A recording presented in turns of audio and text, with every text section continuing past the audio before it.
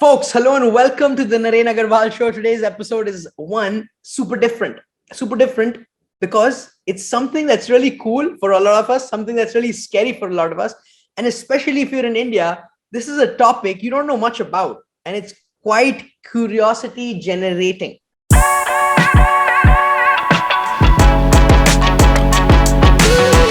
With me, I have India's fastest growing gun vlogger with me.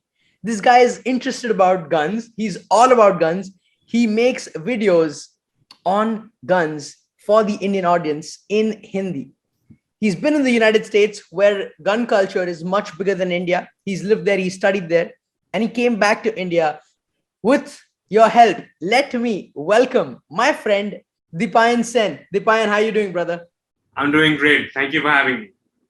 Brother, firstly, let me ask you, when you tell people that, hey, I'm into making videos about guns, information about firearms and weapons, how do people respond to that? And do they think you're a little crazy? Yeah, most of the time here, the gun culture doesn't really exist as much as it did back in the United States, where we both studied. But most people are curious. I would say some people are a little averse, a little scared, as you said. Some people want to know what is the process to get an arms license or a firearm. So I would say it's a mixture of curiosity and surprise that there is an Indian who's interested in this and not an American. So I would say that's what the reaction is. Man, and love your t-shirt out there with your Thank logo you. of the YouTube channel Indian Gunner. Guys, he has over 26,000 followers already in less than 2 years, and his channel is growing rapidly with the kind of content he's putting out. So check him out if you're interested in guns. And we're going to get deeper into the conversation about guns because I don't know much and I'm curious to learn more. Sounds good. So do you want to where do you want to start with? Oh, I want to ask you, how did you get interested in guns? That's an uncommon thing.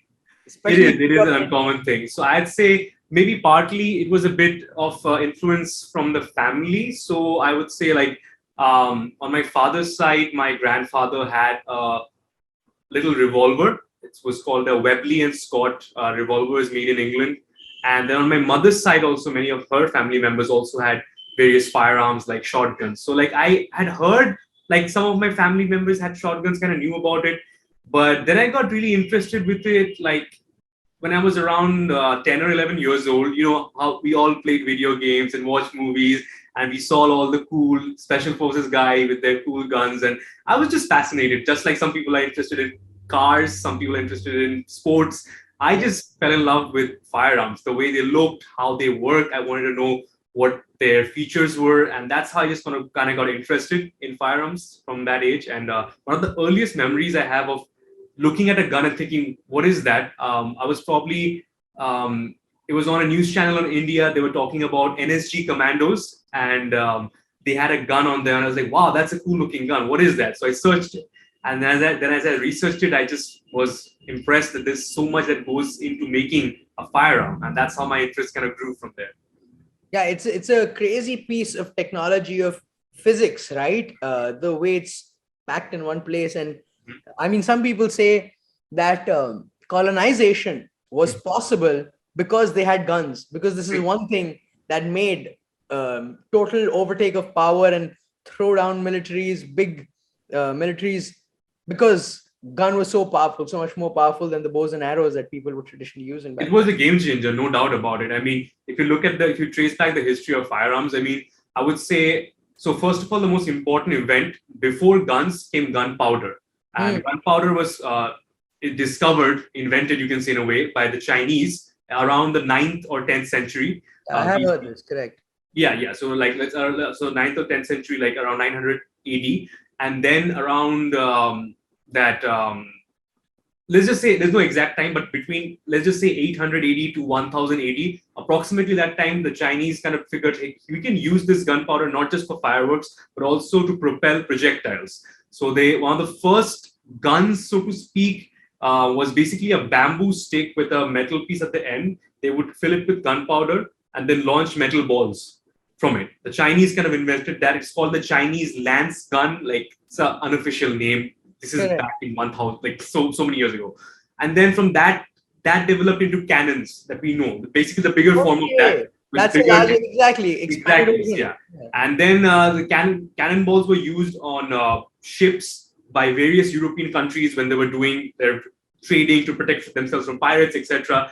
If you've seen Pirates of the Caribbean, you know what I'm talking about. Like when I say cannons, and you've seen them at forts, old palaces. I'm sure you've seen that. On the seashores, like if there's attacking ships coming, you throw the Right, cannon right, and right. you try Yeah. to. So the cannon really changed the trajectory of warfare, especially against fortified buildings, because previously bows and arrows was for man-to-man combat, but a bow could not break a certain portion of a fort. But multiple cannonballs and even catapults was an example of something before cannons that could kind of break, but catapults weren't as accurate as, let's say, a cannonball would be. So that was also an amazing thing. And then what really projected it from there, what people wanted was something they could carry in their hand. They wanted something compact. So that's where the concept of the flintlock pistol came from. The flintlock pistol was around 17th century France. Somebody kind of designed the basic flintlock pistol. You've probably also seen the flintlock pistol again in the Pirates of the Caribbean movie. The wooden guns which look very different from the pistols of today. Those were even another game changer, because now you could have a little mini cannon which you could carry with you. So that was also very interesting in the terms of progression. And today, I mean, there's so many kinds of guns, from machine guns to sniper rifles to, I mean, there's so many. You know the rest. Wow. So, like, what are the main types of guns, would you say? So, pistol, shotgun, etc., etc. What are the main categories of guns? So, when you start with the smallest category, I would say handguns. So, under handguns, broadly, there are two categories: pistols and revolvers. And revolvers is basically a cylinder, and most revolvers have anywhere between 5 to 10 shots. The most common number is 6. That's what you see in the movies. Russian roulette, huh? Yeah, Russian roulette. Yeah. A very dangerous game. It needs a lot of guts to play it. It's probably not the best idea to play it in the first place. But anyway, so revolvers are there. Some common calibers in revolvers are .38 Special, .357 Magnum. Clint Eastwood, in his movie Dirty Harry, he used a .44 Magnum revolver. That's like a very well-known. Clint Eastwood was very well known for his Smith and Wesson revolver. Just to give an example. And then on the pistol category, it's a different. It usually has a magazine, and it fires one. What do you see the? It's like the yellow air bullets we used to play back when you were a child. It's kind of a magazine. The BB, the little BBs that we had, the plastic BBs we had. So like in a pistol, instead of plastic BBs, you would have cartridges. So people often mistakenly say bullet. So the bullet is not the full thing. Bullet is just the top part, the thing that actually goes towards the target. And the remaining part is the shell casing that gets ejected from the side of the pistol. So I don't have a pistol with me right now, so I can't demonstrate it, but I'm sure you understand what I'm saying. So pistols is the second category of handguns. They usually have more capacity. Since it's a magazine, you can hold a lot of rounds, sometimes 15, 20, even more. There are extended magazines which can hold 33, like these long magazines which can hold 33 rounds. So there are a lot of things like that. Then after handguns come rifles. Rifles, there's multiple kinds. I'll say, for one example, is a bolt action rifle. If you've seen the movie Enemy at the Gates, where there's a sniper waiting for position, takes his shot, then he pulls the bolt back, the spent shell casing comes out, and then he pushes it back and loads another one. That's called a bolt action rifle. So it's slower, but it's more precise. Then you have semi-automatic rifles, where you don't have to every time pull back the bolt and do that. It happens automatically. So semi-automatic rifles would be like something like an AK-47. Right, so an AK-47, there's different kinds. One is semi-automatic, where you pull the trigger once, one bullet is shot, and every single time you pull, it keeps getting shot. You don't have to change or do any kind of other mechanism. And then there is full automatic, which is if you just hold it down, it has like a burst fire effect, like what a machine gun would do. So that brings you to the third category, I would say. Machine guns, very similar to rifles in operation in many aspects. But yeah, machine guns is, I would say, a third aspect of it, which is good for providing cover fire and suppressing fire in military tactics. Oftentimes, machine guns are not actually used for accurate fire that most of the time, because most military strategies, they have let's say a platoon is going into enemy territory, they're not going to be packed closely. Okay, they're going to be spread out as far as possible, just in case a volley of machine gun fire comes. You don't want the entire squad to get hurt. So they're spread out. So the machine guns nowadays in most combat situations aren't used for accurately hitting the target. They're used for providing cover fire. So let's say your team got ambushed and you need to move from point A to point B. The enemy is shooting at you. So oftentimes what the machine gunner will do is he'll shoot across at the enemy, not hoping to maybe hit any of the targets or maybe hit one or two targets. Because of the gunfire, the enemy will duck. That gives us 6 to 7 seconds for his rest of the team to move to point B. And then when the rest of his team moves to point B, they will provide cover fire so the machine gunner that can join him. So that's what the machine gun's purpose is mostly. Very interesting. I didn't know that. Yeah. It's almost like a big defense and changing a position strategy to use a machine gun. Right. That's why we always hear sniper rifle. If you're going something accurate, the sniper always has a rifle. Right. Go and be more on the attacking mode rather than. Absolutely. Yeah. Wow. So 3 main categories. Wow. I didn't have so much clarity. And one more just to end with that. The 4th category I would say is shotguns. Shotguns. There's mainly, I would say, in today's time there's 2 kinds. Pump action shotgun, where after shooting a shot you would pump it and then next shell would get loaded into the chamber. And other one is a semi-automatic shotgun, which is similar to, imagine like an AK-47. You could just keep on clicking and it shoot. That's another example. And then one more, I would say, this is old school, but you remember back in the days in the cowboy movies, there used to be something called the lever action rifle. I believe you even shot one in America, where after shooting it, there'd be this little metal piece and it would work like this. Instead of a bolt action from the top, it would work from the bottom. So that was another kind of rifle called lever action rifle. Cowboys used it. Yeah, so that was another kind, I guess you can say, but this is the broad. Okay. Wow, man. That's very interesting. That's great to hear. Here's what I want to ask you, man.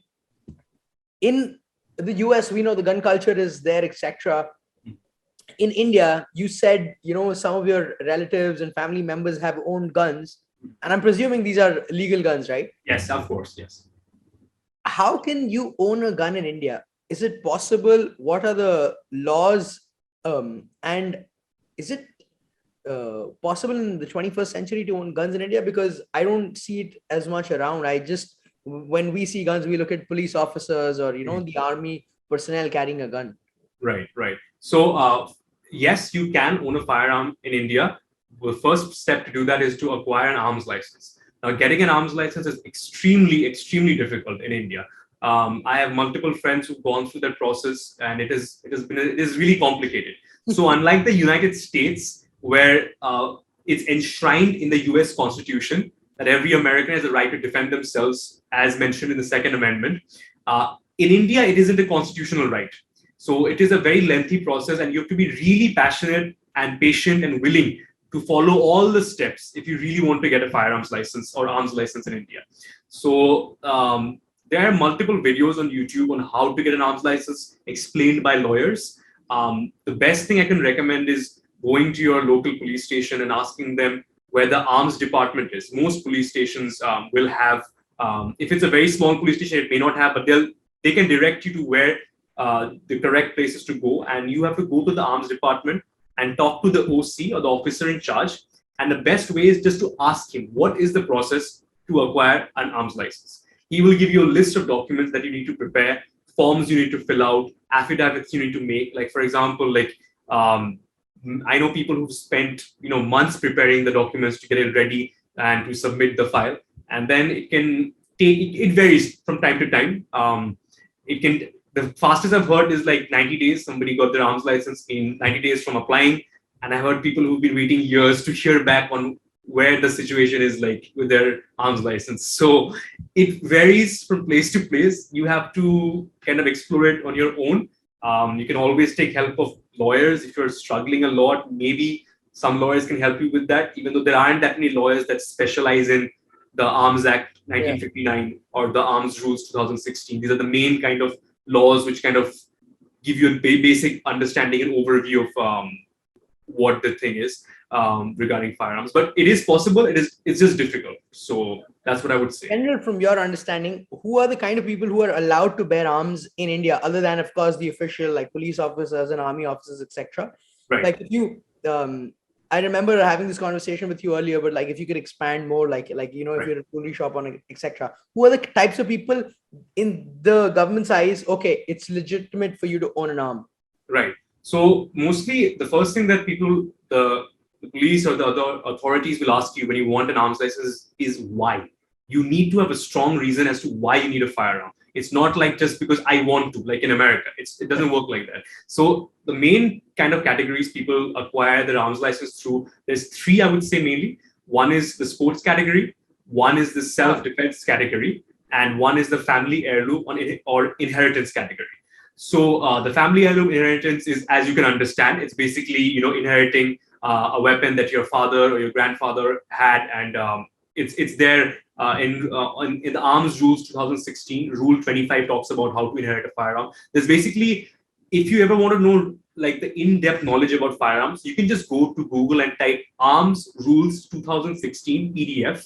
It's like a 100-page document, and you can just it covers every question that you might have about how to get a firearms license, the basics of it. So that's one side. So other than the family heirloom, then next comes sports category. Now, back in the day, it was much easier to get firearms in all categories. Nowadays, it's become much more restrictive. So I had a friend, he had applied for a sports category firearms license, but he had to do really well. So what he had to do is that the conundrum is here. To get a sports license, you have to first do well in a sports competition. But if you don't have your own firearm, how are you supposed to truly become good? So the one way around that is the way my friend did it is that he rented the rifles you have at various shooting clubs. There are various shooting clubs in most major cities. There'll be some kind of a rifle club or shooting club where you can go and join as a member, and you can rent their rifles or like use them temporarily to practice with, and then you go and shoot at the state shooting championships. So me, for example, I am a member of the North Calcutta Rifle Club, and I trained there with their .22 rifle over there. And then I went and participated in the 53rd West Bengal State Championships, and just to get the experience of it. My friend who I was talking about also did something similar. He is a very hardworking person, and he did very well.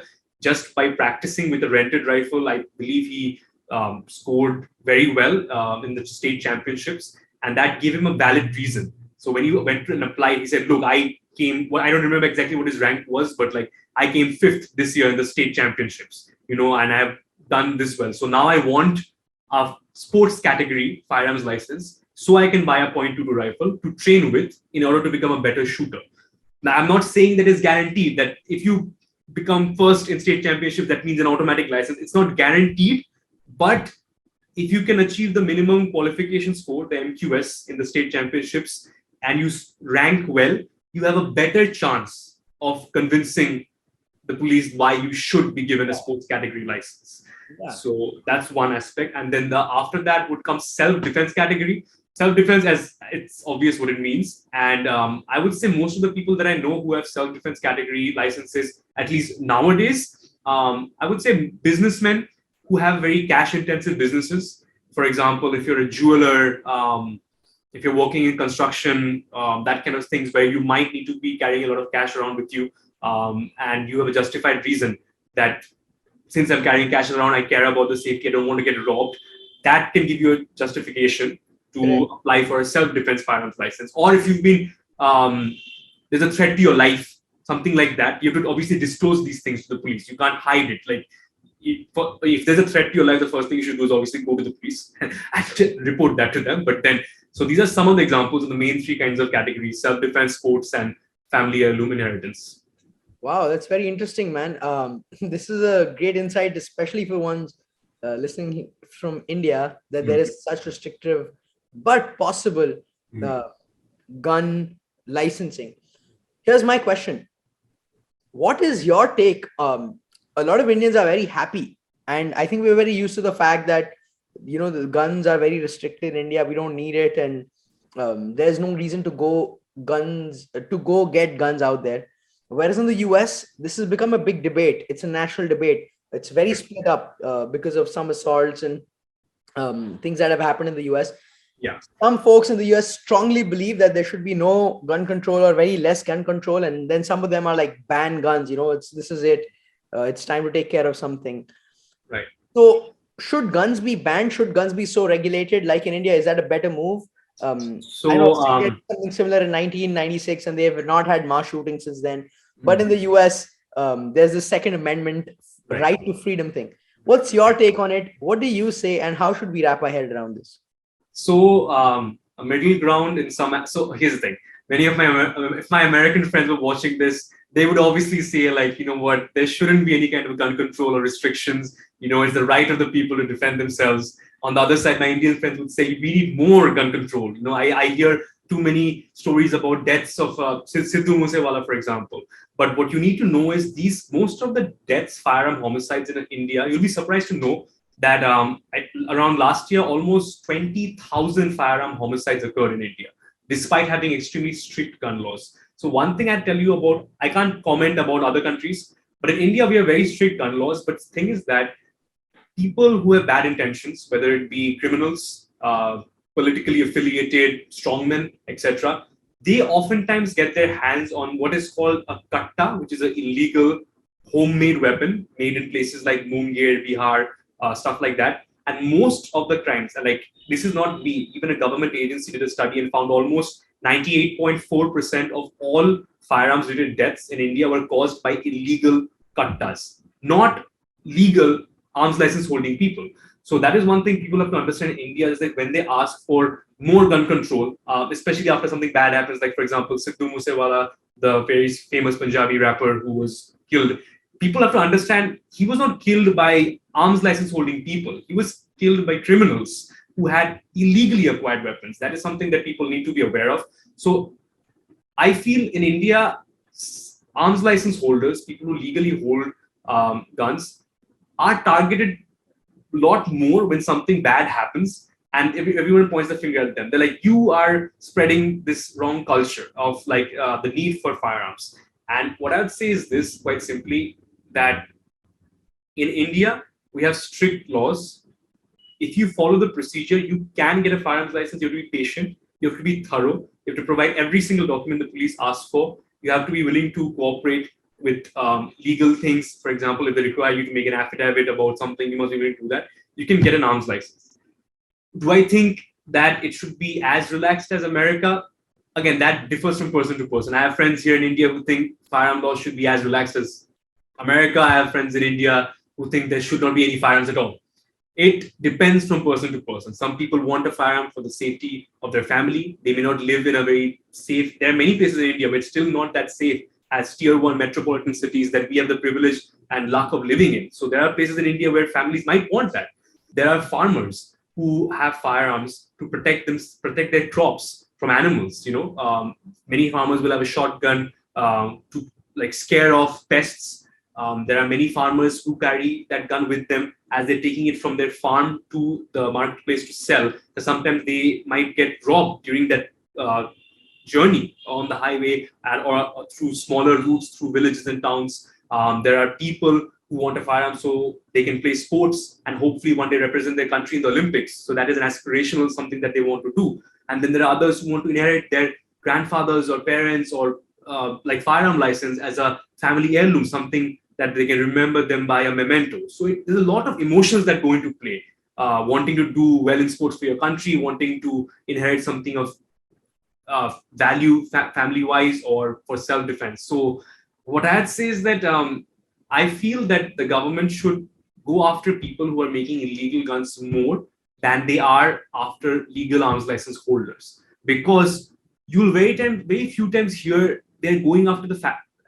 People know where these factories are. If you've seen the TV show on Amazon Prime, Mirzapur, there was a sequence where they very clearly explain why many politicians don't go after these people who make these illegal kattas. Why is These, that? these katta makers, basically, they're part of a much more bigger network of criminals, and they make a lot of money selling these illegal guns, selling other illegal products. Let's just say that. So, and when they have this money, they support these politicians during election times with cash, with strong men to do what they need them to do. And because of this, many times the politicians will tell the senior police and other people not to look into their affairs too much because it's almost like a symbiotic relationship where the politicians turn a blind eye to the illegal activities such as making illegal weapons, kattas, and in return, these katta makers support the politicians with cash, with other resources during election times. So that is why I feel like it's unfair that legal arms license holders constantly get the blame by people who are unaware. I don't blame most Indians; they don't know any better. They always think something bad happens, somebody gets shot. Oh, of course, he got shot.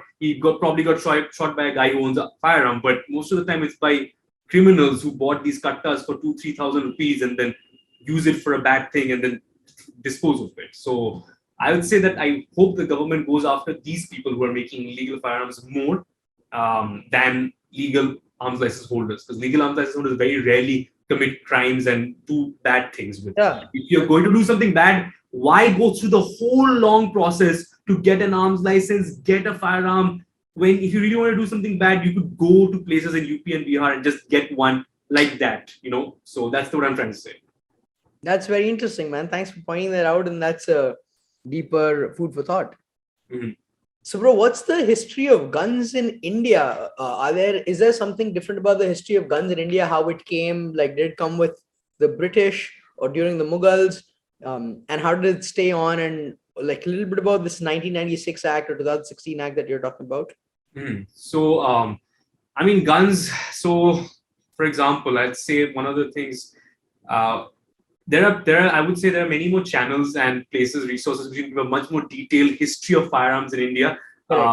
It has been gun culture has been popular for many decades in India. I would say, for example, during my grandparents' time, on my mother's side, for example, the hunting was allowed. For example, shikar is a big thing, right? Back in the day. Yeah, right. So the hunting was a big part of like why people want firearms for that reason. For example, what I'd say is over the years. So the main laws, like I said, is Arms Act 1959 is one of the kind of the most important. 59. Laws. Sorry, I said 96. No, it's fine. Yeah. So So after the British left, after independence, that was formed Arms Act 1959, and the most recent kind of progressive update of that was Arms Rules 2016.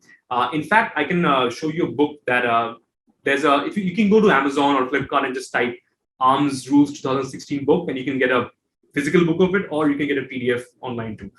So regarding the history of it, I mean, gun culture has been a part in many parts. For example, some parts it has been misused, like the Chambal Valley gun culture, for example. There are people in Chambal Valley who got firearms to protect themselves from dacoits. There are people in Chambal Valley who got illegal kattas to commit dacoities, to commit robberies, So there's always two sides of the coin. The firearm is not always what causes the crime. You can choose whether you want to do good with it or bad with it. You might say that, well, a presence of a firearm increases the risk of a crime being committed.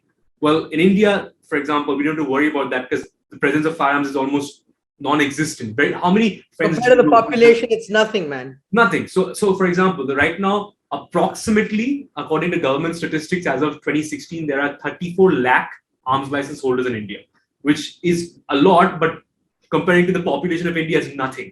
So 34 lakh, like 340,000. 3.4 million. 3.4 million. Yeah. 3.4 million. Sorry, 34 lakh. Yeah. So that's nothing. Less than 1%. Yeah. So it's not that available. So I can't comment about other countries whether it's too relaxed or not relaxed. That depends from person to person. But in India, I feel there is enough restrictions. A little less would be better if it was more clear cut, more simplified, because it's very confusing for people trying to apply for an arms license because there's just so many requirements and it can differ from place to place. Like some police stations might say, well, I need these extra documents too.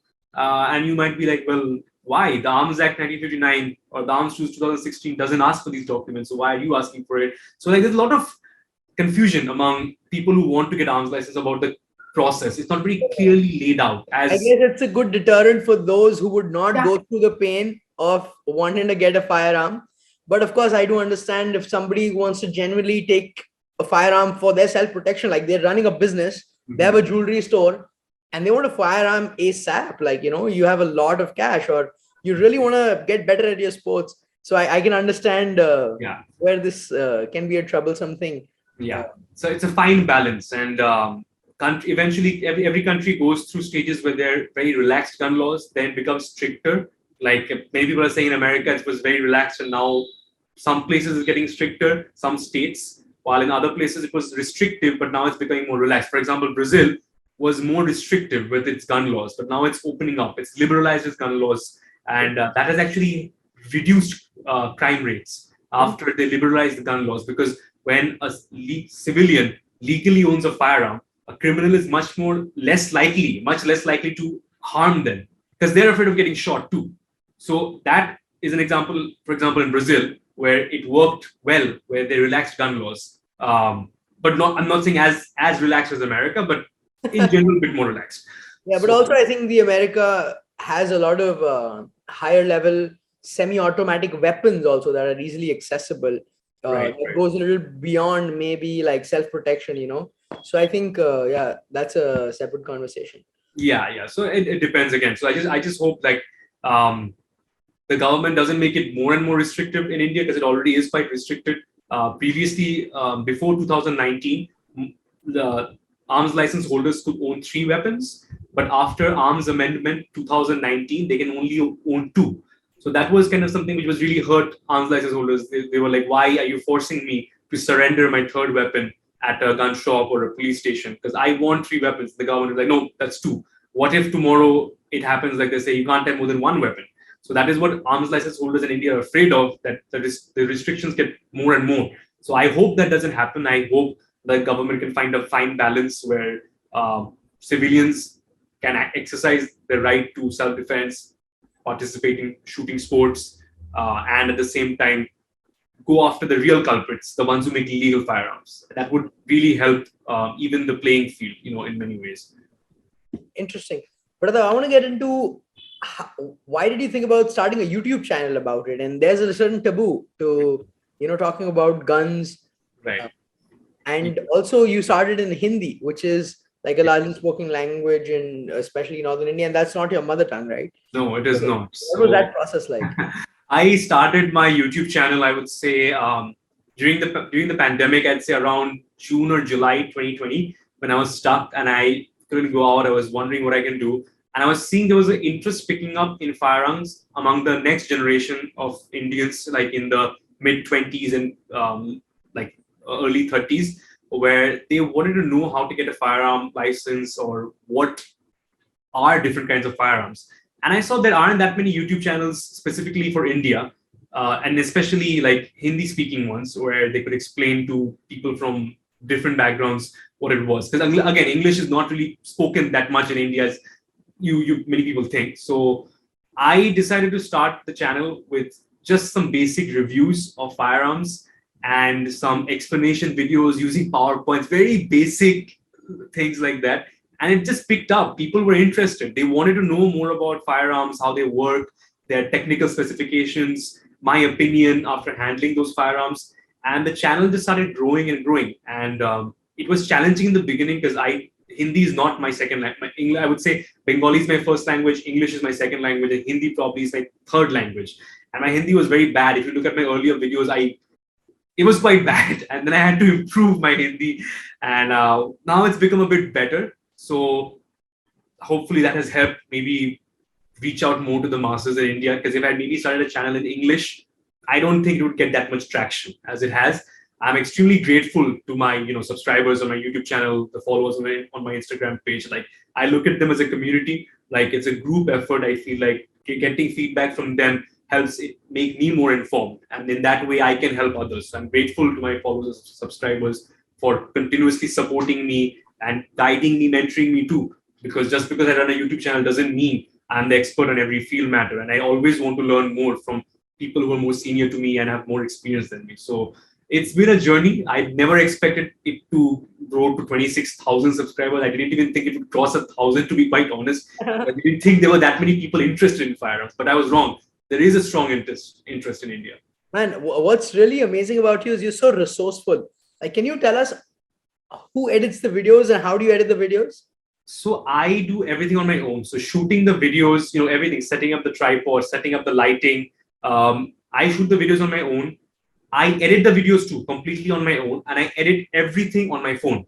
Man, this is amazing. You're so resourceful. Shooting everything and editing it on the phone. Yes, yes. And most people get very worried about this before starting a YouTube channel. They think you need a very expensive camera, you need a very fancy PC to do your editing. You don't need anything. So, like for example, the most of the videos I started shooting with was shot in this 5-year-old Samsung S8. Like this thing, it's really old.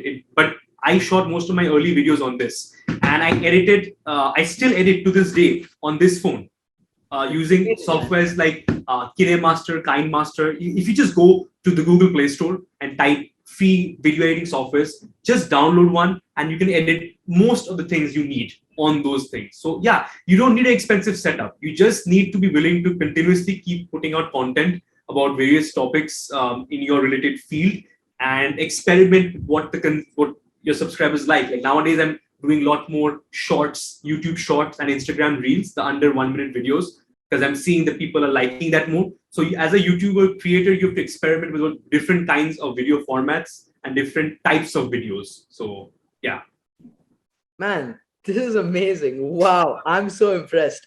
The resourcefulness within you is phenomenal, man. Another thing I want to ask is, you were in the US, so gun access is relatively easier. Mhm. You can go to your friends own guns, and you can go to stores and there's a bunch of guns. So making videos. How did you find guns in the city of Kolkata? How were you able to crack that?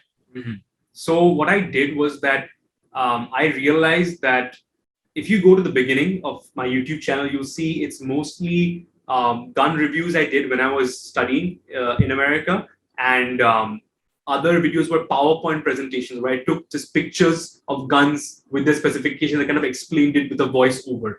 But I realized that is not going to keep on clicking. What people really want to see is hands-on reviews. Like if you're watching a review of a car or a gadget before buying it, you don't want to just see specifications. You want to see a person showing you physically the object. So I realized I need to get my hands on firearms, but there aren't that many firearms owners that I keep practically none that I knew other than my maybe family members who had few vintage weapons. So I knew there were gun shops in India. So what I did is I reached out to all of the gun shops in Kolkata, and I said like, hey, would you like me to just come and make videos for you? And even to date, I don't get paid by these gun shops, anything. I've never been paid once from these gun shops for making these reviews. It's just a symbiotic relationship where, they give me guns to review. People like watching it on my channel. And for the gun shop owners, they get free marketing. So it's a win-win situation for everyone. So that's what I did. I just contacted the gun shop owners, and then I formed close relationships with like 3 or 4 of them. I've been to their shops, and I just they give me a call if there's a new firearm that's in stock, and they're like, "Hey, why don't you come and review this?" So that's what I kind of do with that. And not just in Kolkata, almost all major cities in India have gun shops. So if you're interested in firearms, once you get your arms license, you can go to these gun shops, and they'll kind of guide you what the options you have to buy in India. So yeah, that's what I did. I just reached out to the shop owners and then try to negotiate with them and just form a relationship with them over time. So, That's so cool. I wasn't even aware that there are like proper gun shops out here that you can go to and buy guns from. But of course, you need a gun license, right? They right. won't sell you without a license. Yeah, exactly. Yeah. For me, for example, there are some gun stores which might let you like come in and see. But there are other gun stores, they're like, listen, unless you have a license, we can't really let you touch the firearms and that. And I understand that. I mean, they might feel like if you're not properly trained or you're just like a curious kid and you accidentally like mishandle the weapon. Some weapons are very expensive. Guns in India are very it's much more expensive than in America. Like in America, you could get a pistol for like a used pistol you can get for $100 from the pawn shop in America, right? So like for 7,000, 8,000 rupees, you could get a basic level gun. And India, if you have a license and you want a cheap pistol, one of the cheapest legal options, of course, is like the ones from the Indian ordnance factories. So those pistols start at like over 1 lakh rupees. So you think about in America where you can get a gun for like 6,000-7,000 rupees, and in India it's over 1 lakh rupees. So it's much 10 times or 10 like times, 20 times. But it can be anything. And if you're looking for imported weapons, it can be insane. So there was an importation ban in the 1980s. So importation of foreign weapons was closed, and that led to prices spiking for people who already had imported weapons before the ban during the 1980s.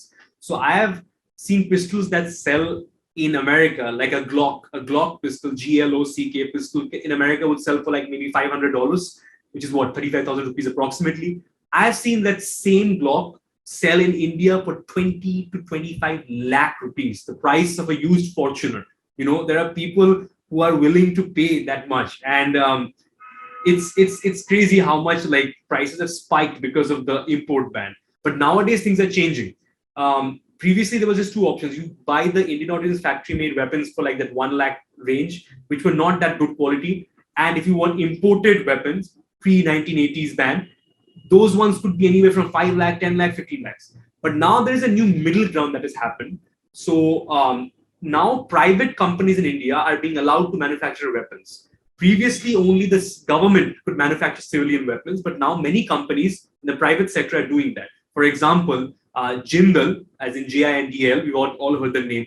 Jindal has tied up with a Brazilian firearms manufacturer called Taurus, and they are focusing mainly on all these private companies are focusing on the military and police contracts first, because that's where the money is, obviously. And then eventually they do have plans to introduce a few models for the civilian line.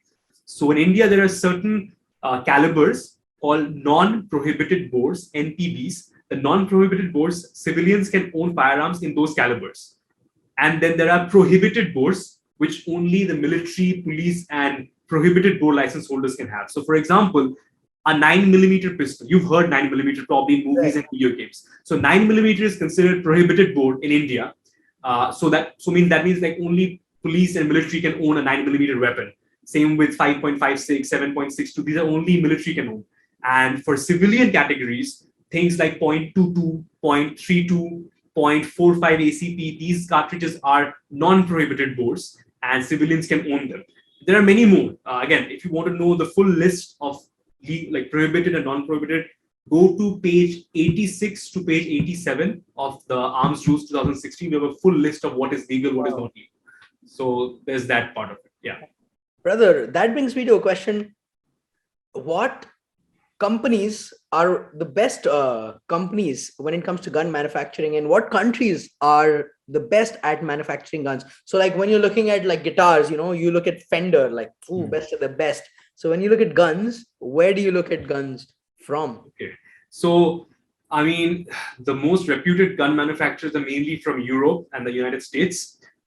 So there's various tiers of firearms. Like I don't want to like put like, I don't want to put manufacturers in particular boxes, but I would say, for example, entry-level firearms in America, some names you would hear is, guns like High Point, cheaper guns, Taurus. These are more budget options abroad. Then there are mid-level companies which are like Beretta, Glock, Smith & Wesson. Then there are more premium brands of firearms like H&K, which is Heckler and Koch, or 6R. These are just some names I'm throwing out. Then there's, for revolvers, for example, Colt revolvers are very well known. For example, Samuel Colt had a very famous quote where he said that God made man, Colt made them equal. Sorry, this was said about Samuel Colt, that God made man, Colt made them equal, because Colt, with his weapons, kind of made it more accessible for regular people to have something small and compact to carry with them for self-defense, so that they could protect themselves. So it made men equal in that. Yes, yeah, it made men equal in that sense, that even if somebody was physically stronger than you, a gun is a good equalizer. Even somebody who's maybe smaller or weaker physically, who may not be able to defend themselves against a person with bad intentions, an aggressor, a gun is a good equalizer. So again, there are many other companies like in shotguns, Mossberg, Remington are very famous. In rifles, I mean, I can go on and on. There are hundreds of firearms manufacturers. What's your favorite firearm? When you look at like one, if I would ask you. I know this is a dirty question. You got to pick one though. Yeah. This is very difficult to choose, to be honest. When I was in America, I probably fired 15, 20 different kinds of brands of firearms. In the pistol category, I liked the fan favorites that pretty much everybody likes. Glock. It was something that I liked. It fit my hand well. It depends from person to person.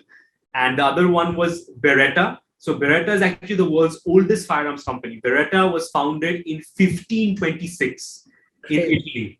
and it's still in existence. They're about to celebrate their 500th, year anniversary soon. So like it shows you the firearms industry has been here for long, and it will always be there for security defense purposes. It's going to be there. So the firearms is a part of our life, whether we want it or not. It's here to stay. We don't see it every day because we're not in touch with our troops and forces, who are bravely guarding our borders and protecting our everyday security. But like firearms is always there, and those are the brands like that I can think of the top of my head were Glock, Beretta for pistol.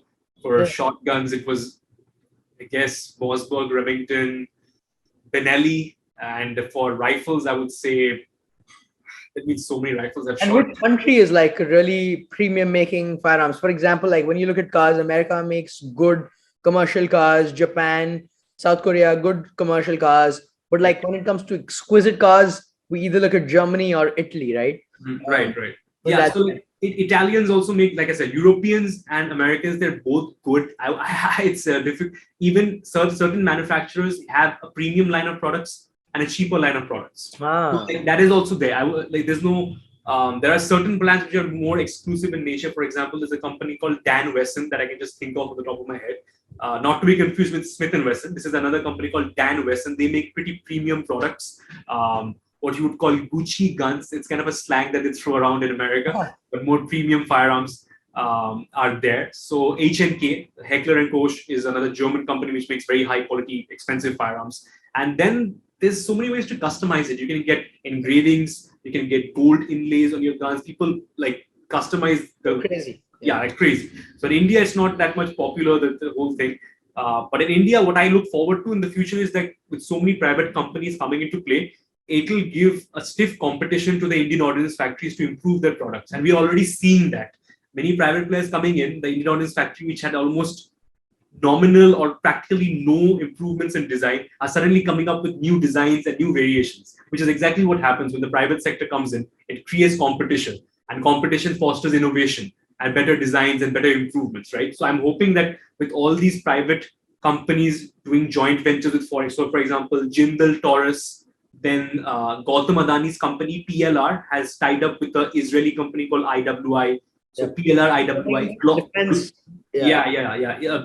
Companies like Glock have tied up with a company in South India called CMT. So Glock, CMT, the Czech firearms manufacturer CZ has tied up with Vinvelli, another Indian company. So there's so many more that I can mention that are there. Webley and Scott have tied up with Sial manufacturers, and these companies are coming out with various pistols, rifles, shotguns for both civilians and the military. So it's great to see that new products are coming to Indian civilians who have always had very limited choices for the last few decades. Man, what a conversation it has been. I think we went in depth. Thanks to your knowledge and your insight and the way you presented, man, it really seems like you've honed this whole area and you really know much more than an average Joe out there about guns in India, and I'm sure even around the world. You're making yourself and the country proud, the Indian gunner. Much love to you, brother. Thanks. Keep sharing more videos with us. For those interested, again, check out my friend Dipayan's channel, Indian Gunner. Dipayan, do you have anything to say before you leave?